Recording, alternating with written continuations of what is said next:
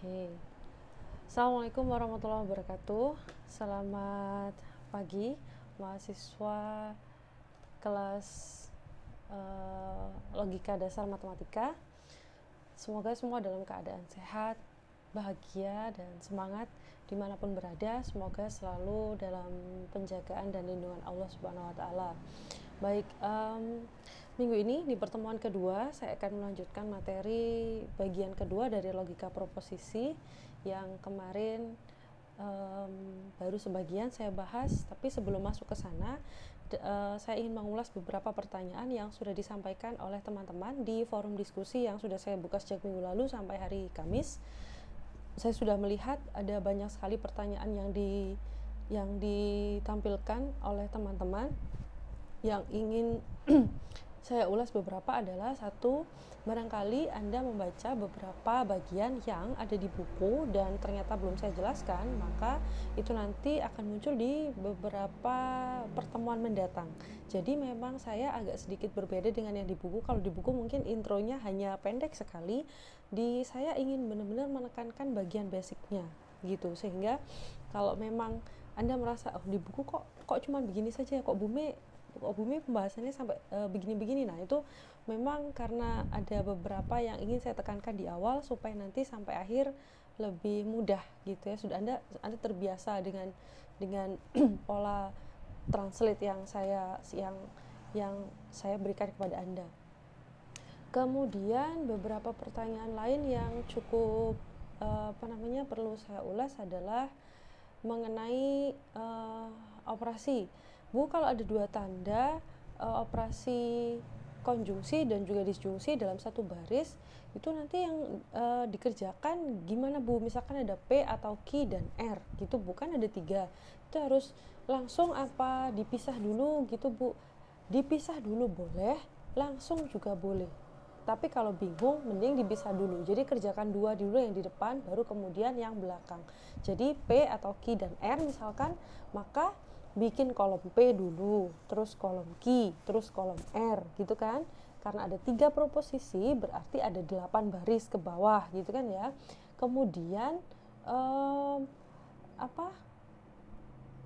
selanjutnya, kolom selanjutnya Anda bisa mengisi dengan 2 proposisi yang di depan dulu. Jadi P atau Q diselesaikan dulu.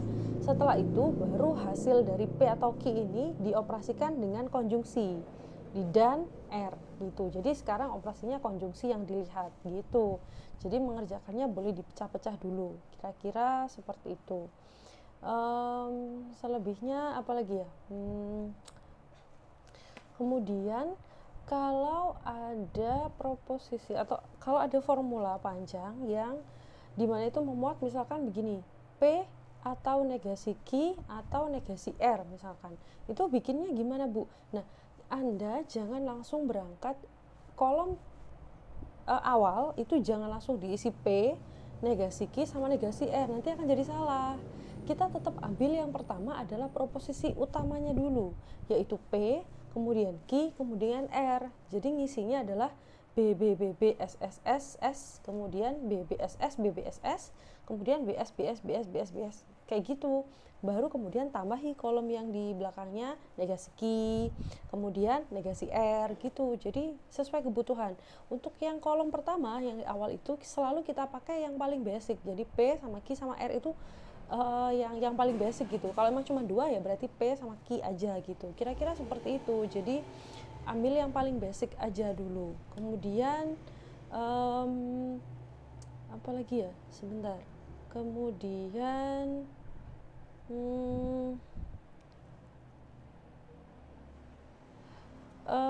ini juga yang banyak ditanyakan, tanda koma itu apakah nanti ngaruh, Bu? Ngaruh gitu. Sama kayak kita ngomong sesuatu ya, kalau kita nggak kasih tanda koma, titik atau titik koma gitu ya, kayak orang ngomong kan katanya ngomong kok cepet nggak enak titik komanya gitu. Itu kan karena berarti penandaan atau pemberian titik koma itu akan memberikan satu makna tersendiri pada satu kalimat. Apakah ada jedanya, apakah ada penekanannya, nah itu ngaruh gitu loh. Jadi kalau ditanya apakah nanti titik koma itu berpengaruh, Bu, terhadap bentuk simboliknya, jelas berpengaruh gitu. Terus gimana, Bu? Itu adalah salah satu pengujian apakah kita itu sensitif dengan kalimat atau tidak. Nah, di sini ini perbedaannya orang yang sudah belajar logika dengan tidak. Saya ingin Anda latihan seperti itu. Jadi kepekaan kita supaya ketika kita berkomunikasi, baik lisan maupun tulisan itu ada bedanya gitu loh. Jadi kita bisa menulis sesuatu dengan benar sesuai feel-nya gitu ya. Ini yang mau saya latih. Jadi Anda biar punya kepekaan terhadap kebahasaan gitu. Nggak apa-apa ya, sementara latihan dulu. Kalau memang belum bisa kan baru satu pertemuan ya, it's okay gitu, nggak apa-apa. Sambil latihan, yang penting dikerjakan gitu ya. Yang penting dikerjakan. Bentar. Oke, itu kira-kira itu aja dulu mungkin ya untuk evaluasinya dari yang ditanyakan teman-teman di forum. Anda juga bisa ya sekalian mengakses forumnya teman-teman itu supaya Anda bisa baca semua pertanyaan dan jawaban yang saya kasih di sana. Barangkali Anda perlu mengklarifikasi sesuatu, bisa lihat di sana. Gitu ya kira-kira pengantarnya dari saya sebelum masuk ke penjelasan inti tentang logika proposisi yang bagian kedua. Jadi sebagai review untuk mengingatkan, pertemuan kemarin saya menjelaskan bahwa basicnya di logika proposisi kita punya 4 operator utama plus negasi ya. Negasi sebenarnya bukan operator ya, jadi negasi itu ingkaran. Operator utama adalah konjungsi, disjungsi, implikasi, dan biimplikasi. Nah, konjungsi dan disjungsi ini levelnya setara. Jadi ibarat kayak operasi bilangan, ibarat kayak penjumlahan sama pengurangan, mereka kan setara. Tinggal kalau dia muncul bersamaan, muncul dalam satu baris, maka mana yang ada di depan dia yang dikerjakan lebih dulu gitu. Jadi sama kayak disjungsi dan konjungsi seperti itu. Sedangkan yang dua sisanya yaitu implikasi dan biimplikasi ini agak sedikit levelnya sedikit naik di atasnya, dan itu baru akan kita bahas hari ini. Jadi silakan disimak penjelasan berikut 2 operator yang tersisa, plus saya nanti akan tambahkan informasi mengenai ini. Nah, jadi ini menunya kita untuk pertemuan kedua adalah implikasi biimplikasi, dan of course tentu akan selalu kita gandengkan dengan pengubahan dari bentuk simbolik ke dari kalimat ke bentuk simbolik, atau sebaliknya dari bentuk simbolik ke bentuk kalimat, kira-kira seperti itu.